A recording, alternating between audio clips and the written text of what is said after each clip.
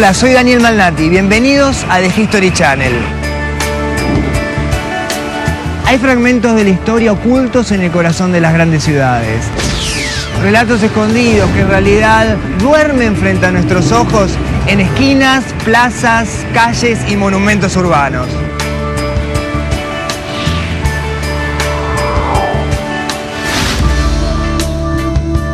La ciudad nos está llamando, porque siempre hay una historia oculta en la jungla de cemento y hoy vamos a descubrirla.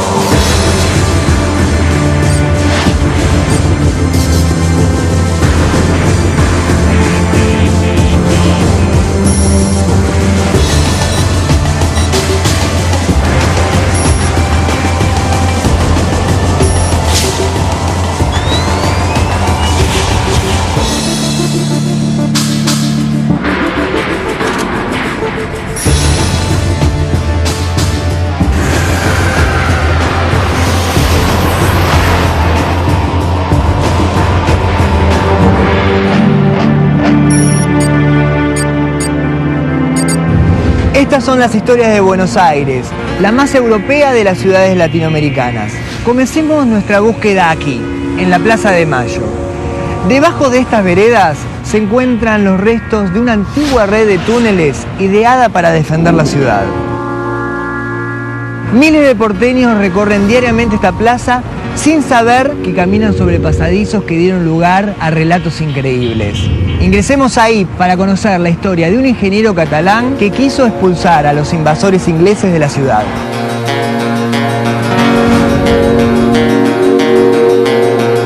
Durante el siglo XIX se construye gran cantidad de túneles, de cámaras subterráneas, de cisternas, los pozos de los aljibes, los pozos ciegos, las cavas para guardar vino. Todo esto ayudaba a la vida cotidiana y era normal en cualquier casa tener un sótano y tener construcciones bajo tierra. Estos túneles, toda esta obra bajo tierra, es una obra inconclusa. Los jesuitas lo planean desde el inicio, pero es un proyecto inacabado, es un proyecto inconcluso. No sabemos si es inconcluso por la expulsión de los jesuitas a fines del siglo XVIII o porque era inviable en una ciudad pobre, en una ciudad modesta, y que además esto tenía que pasar debajo de casas y de edificios particulares. La mayor parte de los túneles de la época colonial desaparecieron bajo las construcciones modernas de Buenos Aires.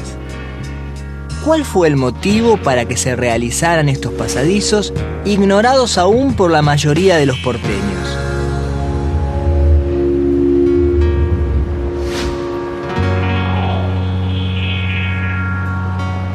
La respuesta permanece enterrada en los túneles. La ciudad de Buenos Aires es una ciudad que creció, es una ciudad que pudo ser viable, que existió gracias al contrabando y que no tenía otro mecanismo para la supervivencia de la gente. El imaginario no pudo sostener que nuestra historia se hizo a partir del contrabando. Entonces se lo metió bajo tierra. Los túneles fueron usados para el contrabando. La imaginación popular pobló los túneles de incontables mitos urbanos alejados del verdadero propósito para el cual fueron creados. Mucha gente ha pensado o ha imaginado grandes y largas redes de túneles bajo la ciudad. Lamentablemente no existen ni existieron nunca. Si el contrabando no fue la finalidad de estos túneles, ¿qué misterios esconden entonces los pasadizos que aún recorren el subsuelo de la ciudad? ¿Cuál es la verdad sobre estas construcciones que inspiran infinitas leyendas? Los túneles de Buenos Aires, por lo menos los túneles antiguos, los túneles del siglo XVIII, son parte de un sistema defensivo que consistía en una pequeña galería de túneles muy modestos, muy simples, algunos 1,20 m, 1,30 m de altura, a veces 60 centímetros de ancho, incómodos, húmedos, sucios, pero que servían para evacuar una ciudad sin defensas, sin murallas, sin acantilados, sin bosques, sin selvas alrededor, y era la única forma de poder sacar a las personalidades significativas de la ciudad en el caso de que la ciudad fuera tomada. Hoy sabemos que los túneles formaban parte de un plan de defensa militar.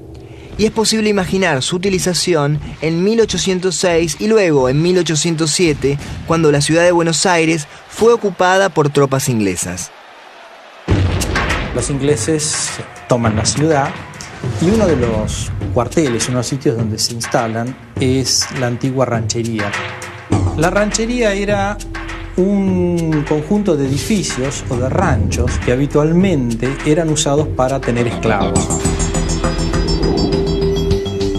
Ese sitio muy grande fue aprovechado por los ingleses para usarlo como cuartel.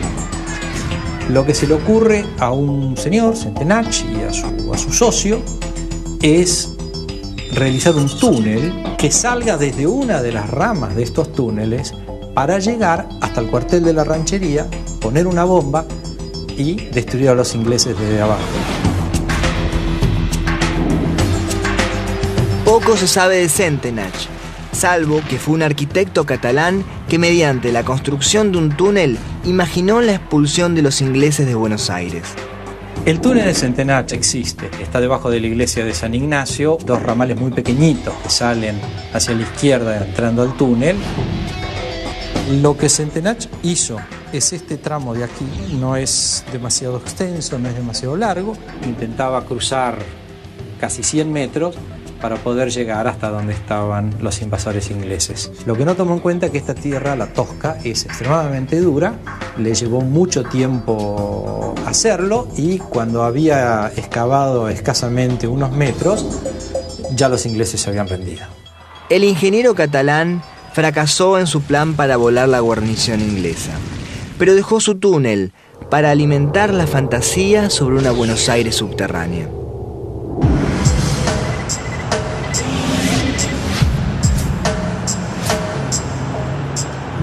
A 5 minutos de la Plaza de Mayo, recorriendo la avenida que bordea el Río de la Plata, llegamos al barrio de Barracas.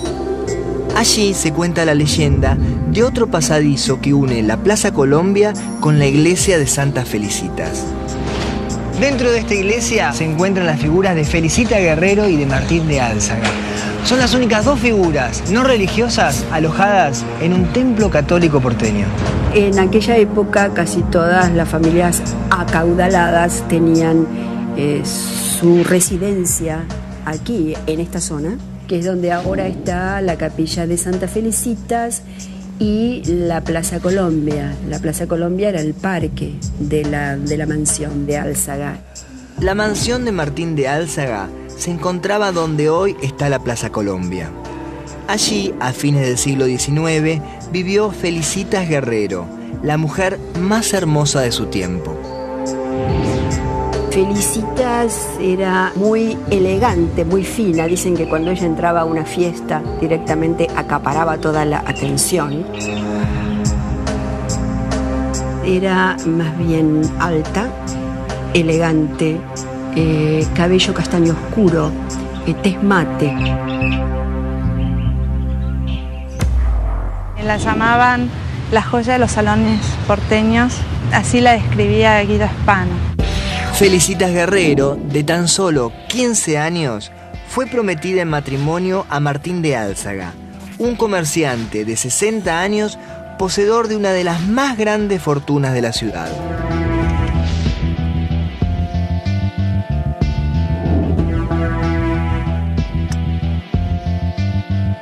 Felicitas se casa con don Martín de Álzaga en el año 1862. Tienen un hijo, Félix, y Félix muere en el año 1869. Es un año terrible para ella. Su abuela, Catalina Montes de Oca, a la que ella quería tanto, muere en noviembre. Su marido, don Martín de Álzaga, enferma de septicemia en el verano del 70. Ella ya estaba embarazada del segundo chiquito. Nace el segundo chiquito el 2 de marzo y muere el mismo día.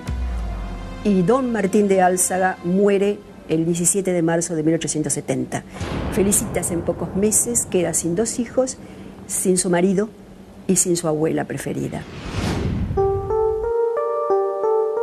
Con apenas 24 años, Felicitas se convirtió en la viuda más codiciada de Buenos Aires.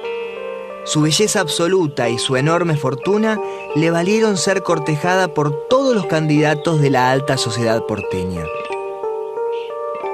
Cuando Felicitas queda viuda, con toda su belleza y con todo su dinero, por supuesto que guarda un recato, un tiempo de luto, pero después, dada su juventud, lógicamente comienza a ser cortejada por muchos jóvenes aristócratas de la época, de su mismo círculo social, de tal manera que conoce a un joven llamado Enrique Ocampo, y no son pocos los familiares y amigos que ya auguran un futuro venturoso para esta nueva pareja. Pero estando ella una vez de visita en una de sus estancias en la provincia de Buenos Aires, la estancia La Postrera, es sorprendida por una fuerte tormenta que la hace perder el rumbo.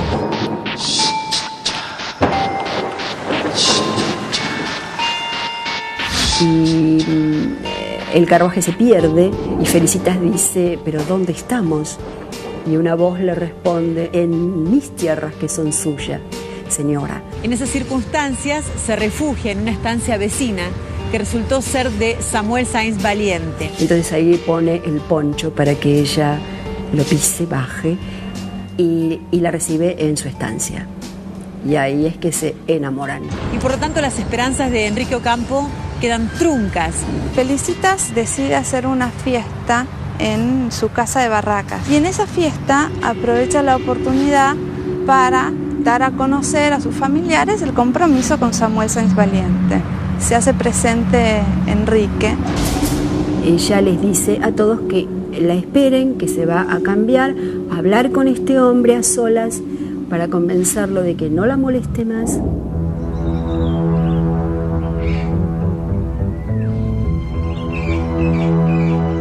Y es allí cuando él le dice, serás mía o de nadie más.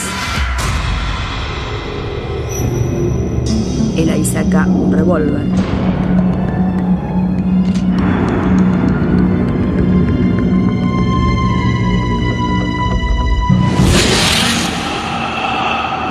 Y le pega un tiro en el omóplato izquierdo. Algunos sostienen que Ocampo, aterrado por el crimen que acababa de cometer, se suicidó. Sin embargo, otras versiones señalan un final diferente. El primo de ella, Cristian Bernabé de María, inmediatamente vengando a su prima, de la cual dicen estaba secretamente enamorado, habría disparado contra Enrique Ocampo. Felicitas Guerrero murió el 30 de enero de 1872 en su residencia de Barracas, luego de 3 días de dolorosa agonía. Al no dejar descendencia, los padres de Felicitas heredaron una cuantiosa fortuna. En homenaje a su hija, levantaron un templo en el lugar de su muerte. Así nació la iglesia de Santa Felicitas.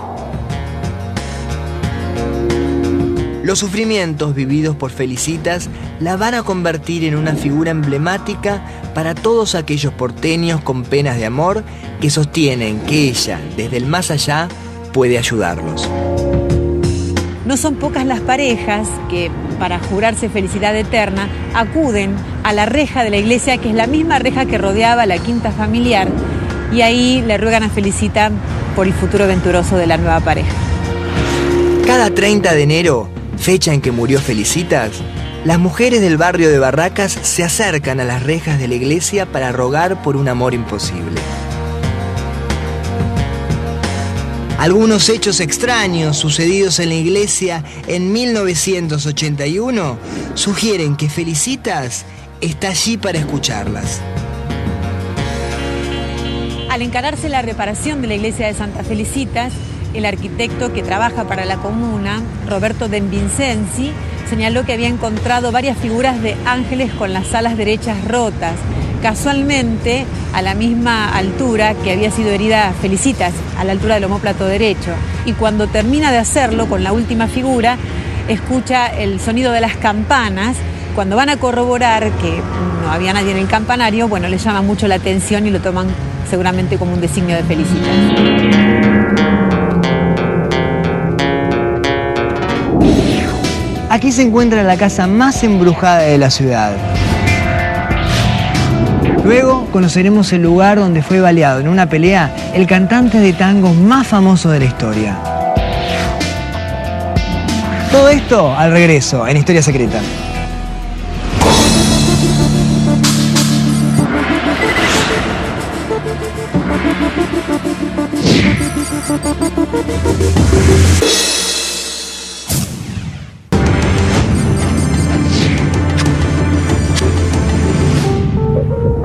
Detrás de esta puerta se encuentra el Palacio Noel, edificio que encierra la mayor cantidad de relatos sobre fantasmas de la ciudad. Fue aquí mismo donde el expresidente de Estados Unidos, Herbert Hoover, fue testigo de extrañas apariciones.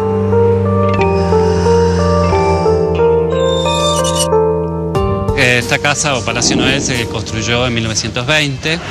Está compuesta por 2 pabellones principales, compuesto por 3 plantas, donde vivía la familia de Carlos Noel, el intendente de Buenos Aires durante la presidencia de Alvear.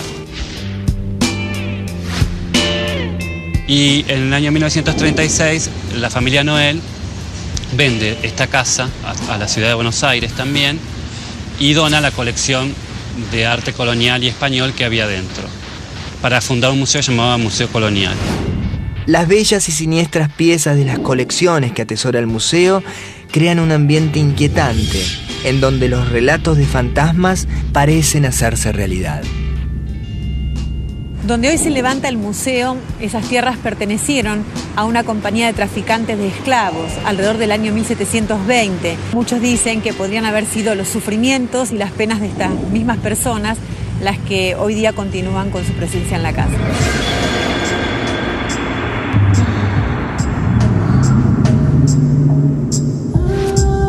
Los relatos sobre fantasmas en el Museo Fernández Blanco no son solo parte de antiguas crónicas. Aún hoy es posible encontrar testigos de aquellas apariciones. Era enero de 1989 y estábamos en los jardines del Museo Isaac Fernández Blanco por hacer el estreno de un espectáculo, Hispania. Esa tarde faltaba poco para el estreno hasta que comenzó a bajar la luz y de pronto en el fondo del jardín apareció una imagen inmensa con rebordes totalmente determinados, como si fuera la sombra de una túnica.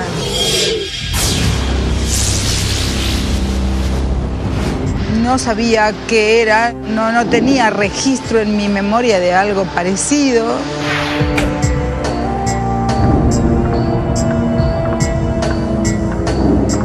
Volví a mirar el rostro de mis compañeras porque estábamos en el mismo lugar. Lo mismo, darme cuenta de que estábamos viendo lo mismo. Y al volver a mirar hacia allí, esa imagen aparecía en un lugar y luego desaparecía para aparecer en otro. Aseguran que el fantasma en realidad corresponde a una joven de 17 años que en algún momento habría habitado la casa y que habría muerto de tuberculosis. El escritor Manuel Mujica Lainez, asiduo concurrente a la casa, también testimonia haber escuchado esto y haber visto a la misteriosa mujer, solo que cada vez que se le aparecía, él dice que se refugiaba en la biblioteca, donde aparentemente ella no ingresaba. Y bueno, ahí me fui enterando de un sinfín de anécdotas, historias de otras apariciones que había habido en el lugar. Dentro de los eventos que se dan en la casa, bueno, el más importante es en diciembre de 1928, cuando llega el presidente Hoover a la Argentina en una gira que hace por Latinoamérica. Manifestó totalmente convencido haber sentido algo que no pudo precisar, pero una presencia extraña en el lugar. Los testimonios del expresidente norteamericano Herbert Hoover dieron mayor crédito a las leyendas de los fantasmas del museo. Oliverio Girondo y Nora Lange, dos importantes escritores argentinos vecinos de la residencia, también aseguraron ser testigos de las apariciones. A solo 4 cuadras de allí, el Palais de Glace encierra una historia secreta que involucra al más importante cantor de tango de todos los tiempos, Carlos Gardel. Construido en 1910, el Palais de Glace fue diseñado como pista de patinaje sobre hielo para las clases altas porteñas. El edificio se convirtió en los inicios del siglo XX en un suntuoso salón de baile. Allí, el tango de los barrios bajos se transformó también en la pasión de los jóvenes adinerados de Buenos Aires. Bajo esta cúpula sucedieron muchas cosas. Entre estos secretos que esconde el Palais de Glace, hay uno relacionado con nuestro cantor más querido y más conocido, nada menos que Carlos Gardel. El 24 de junio de 1935, Carlos Gardel murió en un accidente de aviación en el aeropuerto colombiano de Medellín. Con la tragedia, surgió la leyenda sobre el asesinato del cantante. Cuando muere Gardel, tenía alojada una bala en su pulmón izquierdo. Esto dio pie a un sinfín de historias, que había habido tiros en el avión, que se habían peleado, que lo habían baleado. Todas historias que no corresponden con la realidad. La realidad hay que buscarla en el hecho que ocurrió aquí en el Palais de Glace, 20 años antes del accidente de Medellín. A fines de 1915, Carlos Gardel realizaba una serie de funciones en un teatro porteño. Y al rodar en tu empedrado es un beso prolongado que te da mi corazón.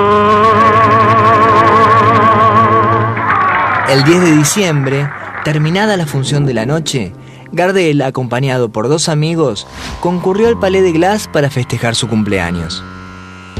Justamente esa madrugada, el 11, cumpliría 25 años.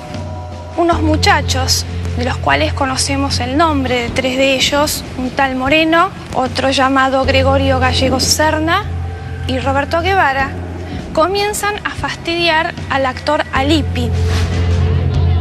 Gardel intenta poner paz en la situación y aparentemente todo termina ahí. Carlos Gardel decidió evitar un incidente y abandonó el Palais de Glace. Sin embargo, los provocadores estaban dispuestos a continuar la pelea. Estos muchachos que habían estado molestando al actor, lo siguen.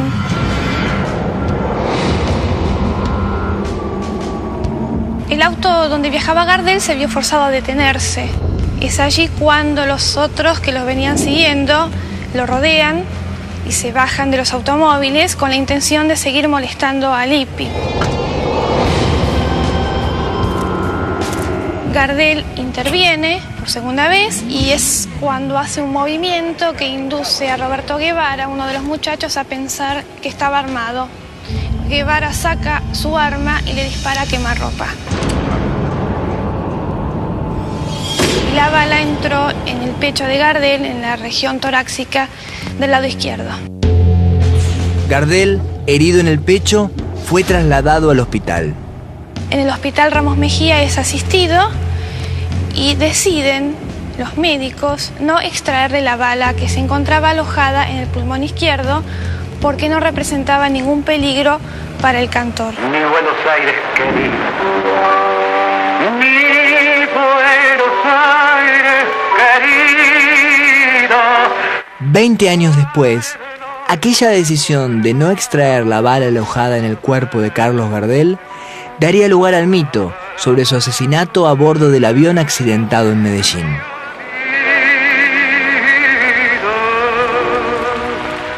Carlos Gardel volvió a cantar. Conquistó los más distinguidos escenarios de la ciudad y llegó a los cafés de la Avenida de Mayo, la zona más europea de Buenos Aires. Al regreso, en Historia Secreta, conoceremos la curiosa batalla de la Guerra Civil Española que se libró en las calles de la ciudad de Buenos Aires. Y además, recorreremos el magnífico mausoleo ideado para depositar los restos de la figura máxima de la cultura italiana, Dante Alighieri.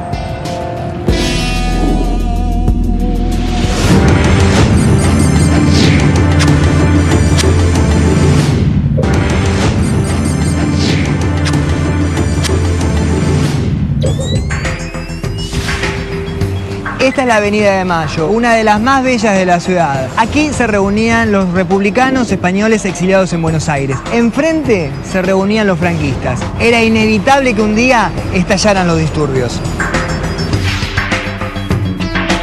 Bueno, entre el 36 y el 39 se desata la Guerra Civil Española.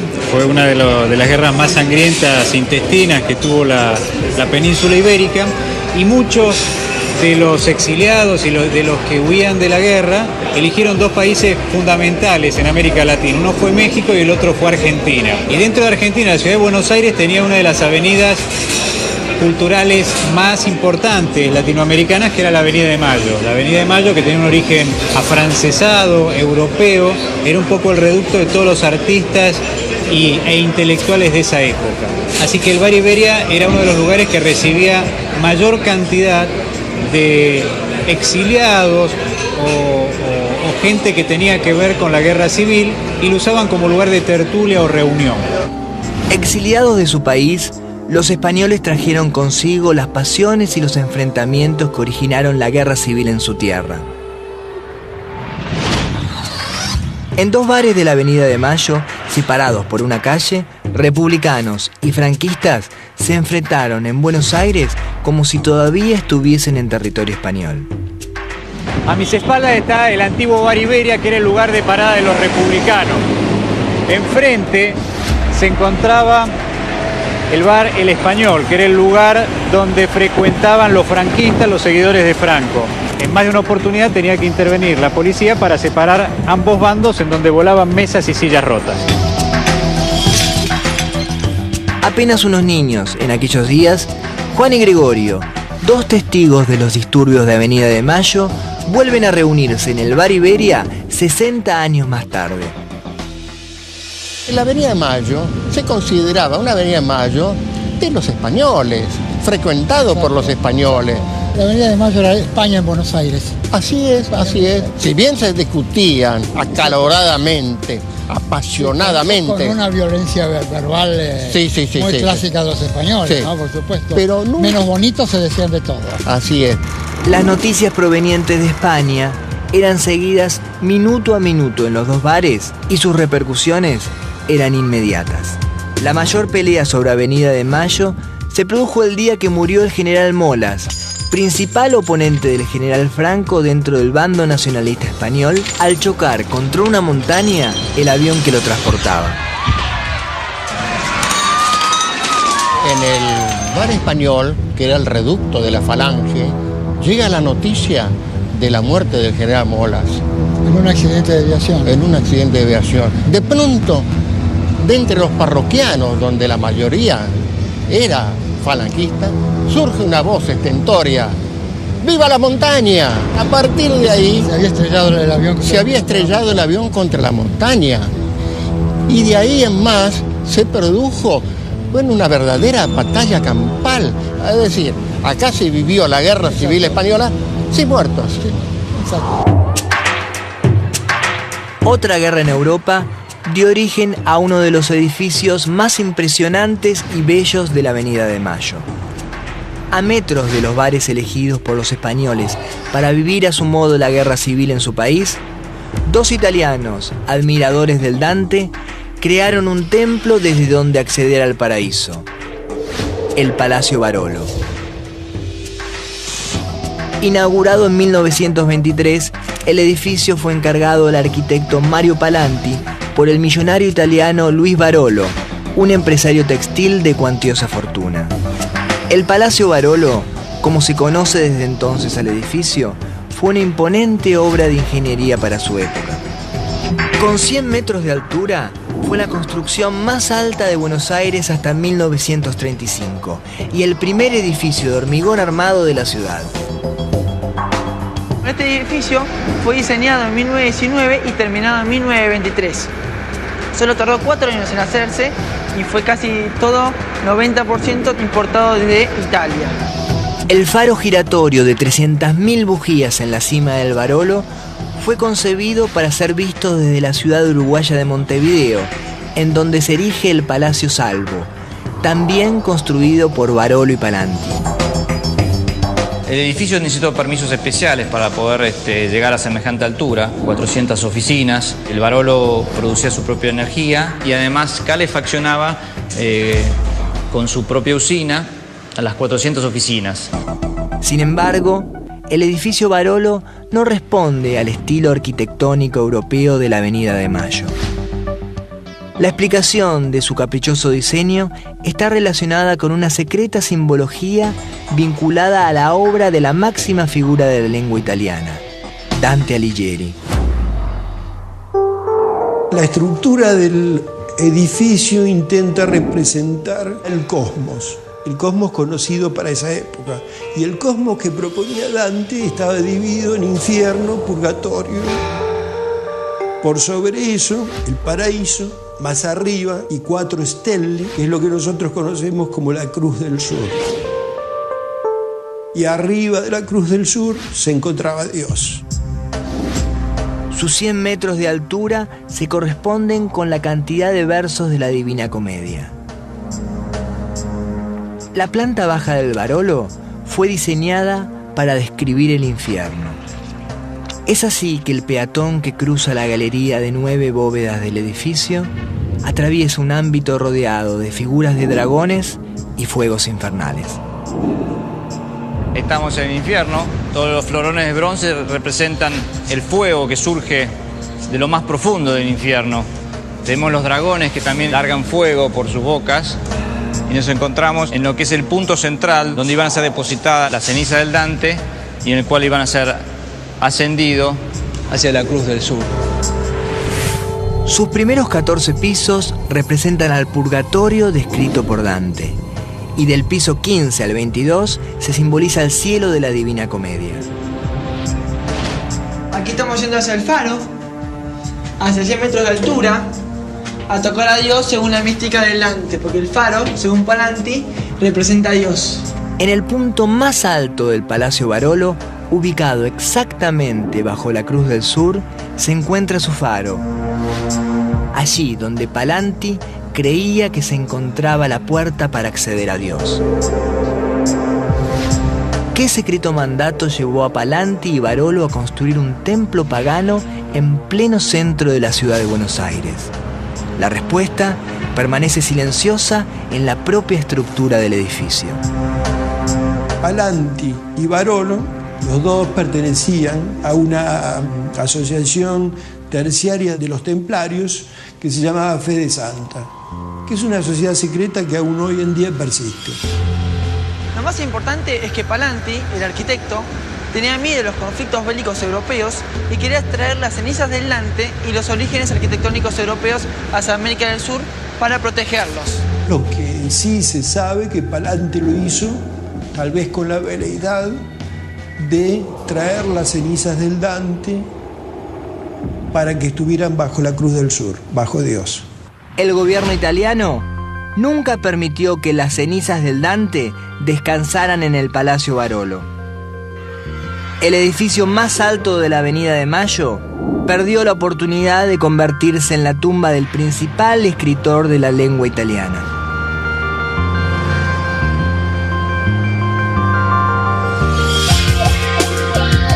Muchos porteños caminan por la vereda del Barolo, indiferentes a este colosal mausoleo, construido con la idea de acceder al cosmos desde una calle de Buenos Aires.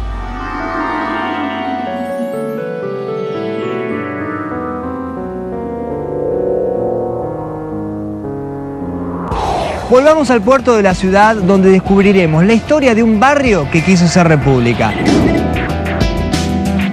Y luego el lugar donde nació un nuevo dialecto que solo los porteños pueden comprender. Al regreso, en Historia Secreta.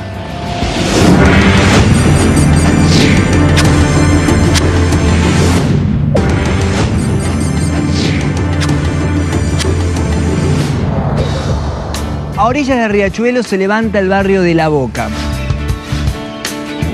A fines del siglo pasado, en estas mismas calles, un grupo de inmigrantes genoveses quiso fundar una nueva república. La Boca es un pedazo de Génova. Antes, todo el mundo hablaba genovés. Si vos no sabías hablar genovés, no tenías cabida. La República Independiente de la Boca fue algo que hicieron los genoveses en 1882, entre las cuales participó mi bisabuelo.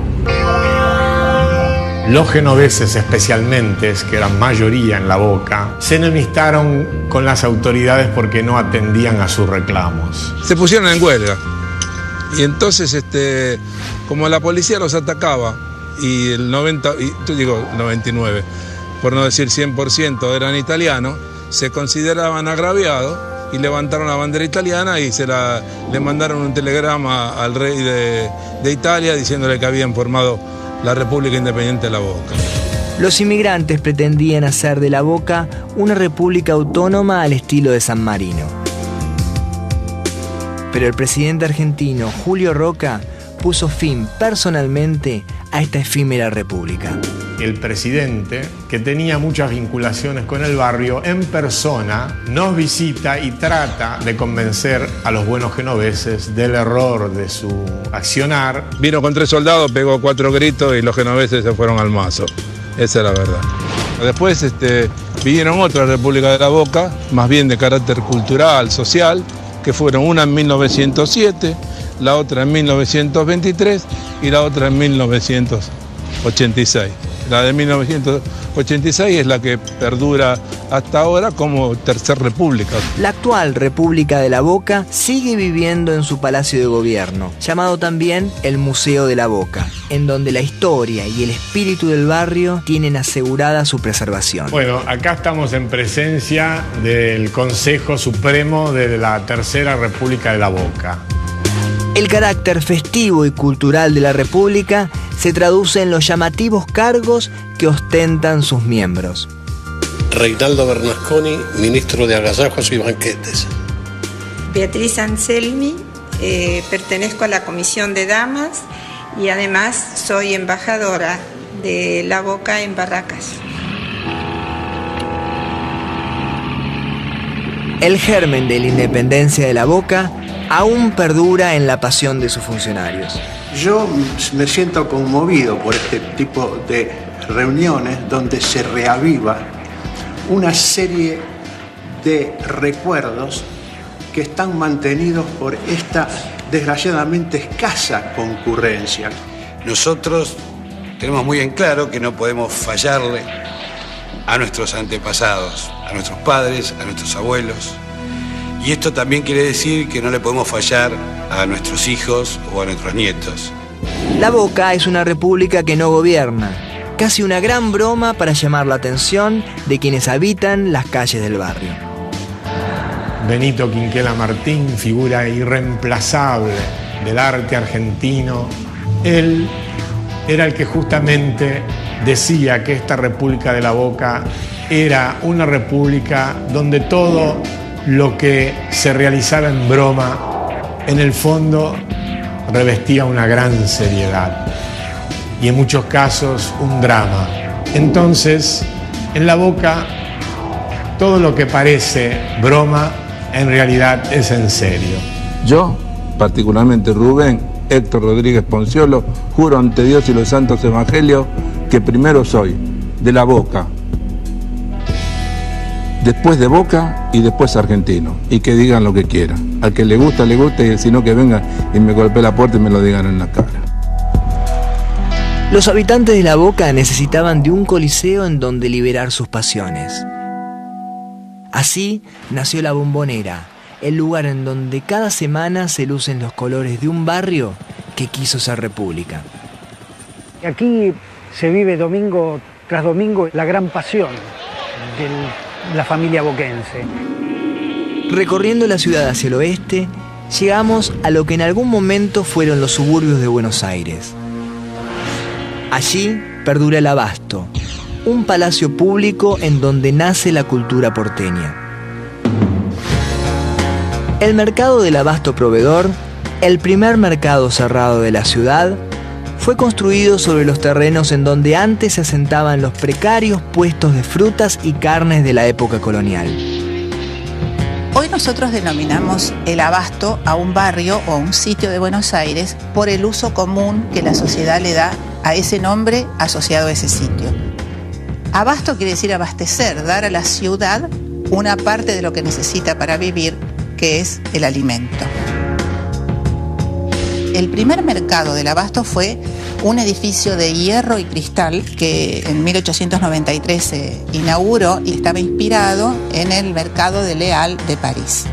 Hacia 1921, para hacer frente al aumento de la población de Buenos Aires, la empresa administradora del mercado del abasto decidió ampliar el edificio. La ampliación del mercado de abasto, producida en la década del 30, se debió al trabajo pionero del ingeniero José Luis Delpini, que cuando tenía 29 años de edad proyectó y dirigió la construcción de un edificio totalmente nuevo en su imagen visual, en su resolución técnica, escaleras mecánicas, grandes ascensores, montacargas, y tenía un proceso de iluminación a través del glass betón, que es el hormigón combinado con el vidrio. O sea, estamos hablando de un edificio total y absolutamente fuera de serie en la Argentina. El abasto fue la Babel moderna, el lugar donde las culturas se encontraron para definir la identidad porteña. La necesidad de comunicarse entre los que acudían al abasto diariamente dio lugar al nacimiento del lunfardo. El lunfardo es el argot, el caló, las voces que llegaron al Río de la Plata con la inmigración. Muchas voces son italianas. Por ejemplo, dar la caramangioli es dar la viaba. Ya no se utiliza más. El lunfardo es en realidad un vocabulario que recoge expresiones o términos nacidos de la mezcla de distintas lenguas. Hablando lunfardo, se entendían los trabajadores del mercado con los personajes de los arrabales. Rondando los suburbios del abasto, surge un personaje que hará propio el uso del lunfardo. Una figura emblemática de Buenos Aires, el guapo. Pero el guapo era una figura simbólica de la ciudad. El honor del barrio lo defendía el guapo. Y no se casaba porque siempre estaba en comunión con la muerte. Por eso se vestía de negro. No era un matón, no era un provocador. Se la bancaba. Cuando tiraba, tiraba a matar.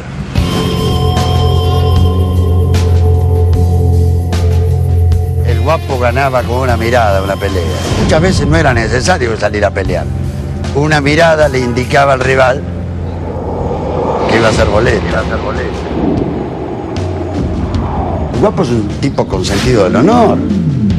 Es muy hombre, se hace respetar y hace respetar a los demás. El guapo era todo un estilo de vida.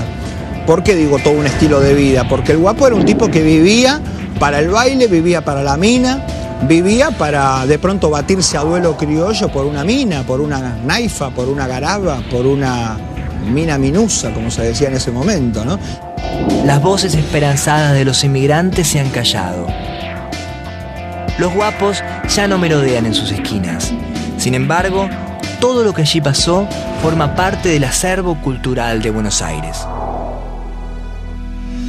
En el barrio del Abasto se libró la primera batalla de las invasiones inglesas. Derrotadas las tropas porteñas, un ingeniero catalán ideó un plan para expulsar a los porteños de la ciudad. Las historias nos regresan aquí, al punto de partida, donde nació la ciudad de Buenos Aires. Nuevos relatos desconocidos esperan ser descubiertos, porque recuerden, siempre hay una historia escondida en la jungla de cemento. Soy Daniel Malnati para The History Channel. Gracias por acompañarnos.